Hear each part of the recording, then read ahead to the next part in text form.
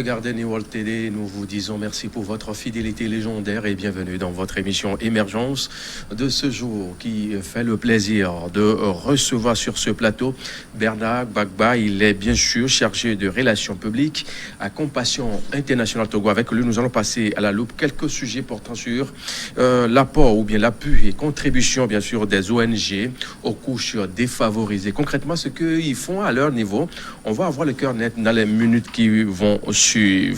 Normalement, nous devons avoir sur ce plateau monsieur docteur Kadale.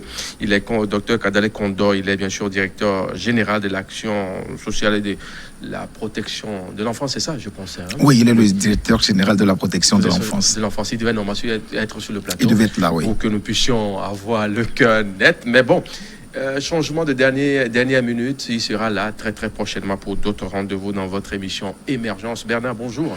Bonjour Mathieu. Merci. Et merci de nous accorder l'opportunité de parler de ce que les ONG font en ce temps de pandémie. Merci beaucoup parce que c'est pas toujours évident de vous avoir sur le plateau. Très souvent en ce temps de crise sanitaire, les demandes sont nombreuses, sont grandes et vous êtes toujours à pied d'œuvre sur les terrains, ça et là pour pouvoir venir en aide aux personnes en situation défavorisée. Oui, vous savez que en ce temps, on a besoin de l'apport de tout le monde et surtout des ONG qui appuient ce que le gouvernement est en train de faire déjà. Et donc nous, on ne peut pas croiser les bras. Nous sommes là sur le terrain, au front, tous les jours. Et vous le savez aussi, en période de crise, les plus vulnérables sont de plus en plus vulnérables. Et donc, il faut vraiment qu'on se serre les coudes pour venir en aide à ces gens-là. Et donc, c'est ce que nous sommes en train de faire. Il est vraiment compliqué, franchement, en ce temps, d'avoir du temps et de pouvoir parler. Mais là, on rend grâce à Dieu de l'opportunité que vous nous donnez. Parfait. Alors, d'entre deux, on se demande, hein, vous là, êtes-vous une association, un regroupement de jeunes du quartier ou une ONG internationale? Pour vous qui êtes bien sûr sur ce plateau, vous êtes bien sûr le chargé des relations publiques. On veut avoir le cœur net par rapport à cette interrogation que l'on pose au jour le jour. Il faut dire que Compassion Internationale, comme le nom le dit international, nous sommes une ONG internationale. C'est une ONG qui est née en 1952. C'est vieux, hein? C'est vieux, hein, aux États-Unis. Et elle est arrivée au Togo en 2008. Donc nous sommes là depuis 2008. Et nous avons pour mission de délivrer les enfants de la pauvreté. Donc nous nous focalisons beaucoup plus sur les enfants. Et comment nous le faisons? Nous travaillons en partenariat avec des églises et des dénominations. Et quand nous parlons des enfants que nous voulons sortir de la pauvreté, c'est pas nous qui allons chercher les enfants. C'est à travers le partenariat que nous avons avec les églises que les églises vont chercher les enfants. Puisque les églises chrétiennes d'obédience évangélique. Évangélique, quand nous disons d'obédience évangélique, cela ne voudrait pas dire presbytérienne seulement. Les assemblées de Dieu, les pentecôtes, les ministères que nous avons ci et là, les méthodistes, les presbytériens aussi. Disons, toute église qui est évangélique et qui est réglementairement inscrite dans le cahier du gouvernement, c'est-à-dire que les églises reconnues par le gouvernement. On ne prend pas n'importe quelle église. Qui ont eu l'autorisation au niveau du ministère de l'administration territoriale. Oui, qui ont un récépissé reconnu. Parce que quand nous prenons par exemple un enfant à 0 année, disons, c'est à 22 ans que nous voulons libérer l'enfant. Et donc, si l'église n'est pas réglementairement connue par le gouvernement et qu'on sort qu'il arrivait quelque chose, le développement que nous voulons faire de cet enfant serait, disons, à mi-chemin. Et nous on ne va pas atteindre nos objectifs. Ce qui fait que on s'assure que l'église soit une église reconnue, une église qui est bien établie avec une bonne organisation. Une église bien installée avec une bonne organisation. Vous l'avez dit, hein, Flairé, il y a quelques secondes, vos domaines d'action, ça nous intéresse. Hein. Oui, pour les domaines d'action, il faut dire que nous avons un programme de développement holistique de l'enfant et c'est un programme intégré. Et donc, nous prenons par exemple l'enfant depuis le ventre jusqu'à ce que l'enfant n'ait les 22 ans dont je suis en train de parler. Et donc, vous voyez qu'il faut assez de composantes pour que cet enfant-là grandisse et qu'il sorte et qu'il devienne un adulte responsable. Et quand nous parlons de développement holistique, pour nous, nous disons il y a 4 domaines fondamentalement. Il y a le domaine cognitif, tout ce qui a trait à l'éducation de l'enfant, tout ce qui a trait au développement mental de l'enfant. Il y a le domaine physique qui concerne la santé de l'enfant, comment se maintenir en bonne santé, faire les activités sportives, faire les bilans de santé qu'on sort. Il y a également le domaine socio-émotionnel. Le domaine socio-émotionnel est beaucoup plus important parce que vous allez voir des gens qui se sont développés, qui sont devenus de grandes personnalités, mais leur vie en société pose problème. On se dit, mais lui vient d'où? Vous allez voir des gens poser certains actes et vous vous dites, mais comment lui a été éduqué? Et donc nous veillons à ce que... Il vient de quelle maison? Oui, mais lui là, c'est qui? On se dit, mais lui c'est qui en fait? Et donc ce que nous faisons, c'est que nous voulons que lorsque l'enfant sera grand, qu'on ne trouve pas ces lacunes-là et qu'on parle de cet enfant. Quand on parle mal de cet enfant, c'est en fait de nous qu'on parle, de compassion qu'on parle, parce que c'est nous qui avons éduqué cet enfant jusqu'à ce qu'il grandisse. Et le dernier domaine pour nous, c'est le domaine spirituel. Il faut que chacun soit connecté à son Dieu. C'est pour cela d'ailleurs que nous passons par les églises pour avoir les enfants. Mais loin de nous l'idée de faire de l'endoctrinement. Parce que il y a des gens qui pensent que quand vous parlez d'église, c'est que forcément vous voulez que l'enfant devienne ce que vous voulez. Mais en réalité, l'enfant est libre de faire son choix. L'enfant a un sens de choix et personne ne lui impose quoi que ce soit. Mais quand l'enfant vient chaque fois, il apprend chaque fois, il comprend quand même que la bonne décision, c'est qu'il soit connecté à Dieu. Et nous croyons pour nous que quand on parle de pauvreté, ce n'est pas seulement une pauvreté économique. La pauvreté, elle est spirituelle aussi. La pauvreté, elle est mentale. Il y a des gens qui ont des atouts, mais ils ne savent pas qu'ils les ont. Et donc, il faut aider l'enfant à grandir, sachant que où nous allons vers un développement qui me permet que demain, quand je serai en société, je pourrai agir comme une personne responsable. Donc, dans ce travail que nous sommes en train de faire, il y a par exemple l'éducation de l'enfant qui est très importante pour nous. Donc, quand nous prenons les enfants, l'enfant doit aller à l'école pour nous. Il doit aller à l'école. Quel que soit ce que l'on nous dira, nous comprenons quand même que l'enfant, lorsqu'il va à l'école, lorsqu'il étudie, il grandit et il deviendra quelqu'un de bien pour la société. Parce que l'idée derrière, c'est que nous ayons des responsables dans chaque communauté où nous sommes implantés. Donc, l'éducation est importante, mais pour que l'enfant éduque très bien aussi, il faut qu'il soit en bonne santé. C'est ce qui fait que nous faisons les bilans de santé aux enfants toutes les années. Nous avons actuellement 70 000 enfants sur le plan national. 70 000 enfants et jeunes. Et nous avons 2 000 mamans et mères, parce que nous prenons l'enfant depuis le ventre jusqu'à ce que l'enfant ne grandisse. Ils ont charge holistique d'une façon... holistique d'une façon claire. Si on peut se permettre de le dire. Pas forcément religieuse, parce que tout ce que nous donnons, c'est beaucoup plus dans le développement. Oui, dans le développement de la personne. Oui, mais nous permettons quand même à l'enfant d'être connecté à Dieu. Donc, dans notre programme, nous avons ce que nous appelons la survie, qui prend en charge les enfants de 0 à 1 an. Donc, la maman qui vous allez vous rappeler qu'il y a des statistiques qui montrent que plusieurs femmes, lorsqu'elles sont enceintes, ne peuvent pas survivre à la grossesse parce que des complications arrivent et elles n'ont pas les moyens. Les moyens financiers. Voilà. Et donc, ce que nous faisons, c'est que nous prenons ces femmes-là qui sont en difficulté et nous les aidons depuis la grossesse jusqu'à ce que l'enfant ne naisse. Mais quand l'enfant naît maintenant, nous récupérons cet enfant qui vient dans un programme que nous appelons, pas un programme, disons la composante du programme que nous appelons l'enfance ou la petite enfance. La petite enfance va de 1 an jusqu'à 5 ans. Et de 5 ans à 12 ans, nous avons l'enfance. De 12 ans maintenant à 22 ans, nous avons ce que nous appelons la jeunesse. Parce que là, franchement, on ne traite plus avec les adolescents comme si c'était des enfants. On permet à l'enfant de réfléchir. Le grand problème que nous avons détecté, en fait, c'est que quand nous étions tous enfants, on allait à l'école, on avait tendance à bûcher les cours. On bûchait. C'est l'essentiel. On bûchait, c'était l'essentiel. Voilà, 18, 19. Voilà. Maintenant, à un moment donné, quand nous évoluons plus que ça, le problème qui se pose, c'est la réflexion.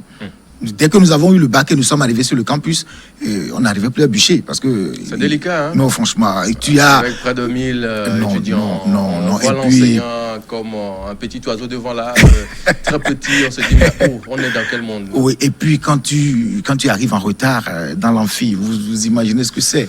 Parfois même, nous levions à 4 heures, on vient poser des cailloux sur le banc pour dire que nous voulons retenir cette place-là pour nous. Et donc, dans tout ça là, si tu veux bûcher ce que l'enseignant te donne, d'ailleurs, ce que l'enseignant te donne, il te donne juste le résumé. C'est que tu dois aller faire des recherches pour voir au-delà de ce que l'enseignant est en train de te donner. C'est ce qui fait qu'aujourd'hui, nous commençons par à semer dans ces enfants-là ce que nous appelons la réflexion. On ne veut pas que l'enfant soit seulement, disons, un perroquet qui vient bûcher, coucher. Non. Ce que l'enfant doit faire, c'est que l'enfant doit commencer par réfléchir. Pourquoi ? La question pourquoi doit revenir chaque fois. L'enfant doit se demander pourquoi on me dit de faire ceci et non pas celui-ci. Pourquoi on me dit pas... pourquoi on me dit de me comporter de telle manière et non de telle autre manière. Et l'enfant, dans sa réflexion, se fait une personnalité. L'enfant se construit une personnalité, ce qui permet que quand il grandira, il ne sera pas comme peut-être nous autres, pour le dire ainsi. Messieurs, mesdames, si vous nous choisissez que maintenant vous regardez votre émission Émergence qui parle un peu de la religion et puis comment ça se fait, la prise en charge sur tous les plans et pour le devenir d'un être humain sur cette planète Terre. Et avec nous sur ce plateau, nous avons Bernard Gbagba, il est bien sûr chargé de relations publiques à Compassion Internationale Togo. Dans tout ce que vous avez dit, hein, c'est beau, tout est beau, hein, mais il y a une question qui demeure. J'aimerais vous demander d'abord qui est-ce qui finance tout ce que vous faites, mais bien avant que vous répondiez à cette question, pourquoi ne pas aller dans les couvents de nos religions endogènes? Parce que, bon, c'est des armes peut-être en déperdition, comme on aime bien, si bien le dit dans les églises chrétiennes. Pourquoi ne pas peut-être aller là-bas? Je vais vous surprendre. Nous y allons déjà. Ah bon? Oui. Allez, félicitations. Nous y allons déjà.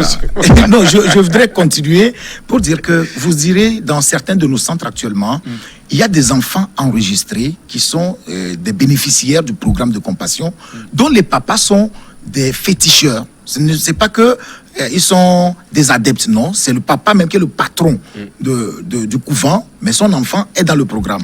Nous avons la liberté religieuse, hein, l'enfant est libre de choisir. Nous avons aujourd'hui des musulmans qui sont dans notre programme.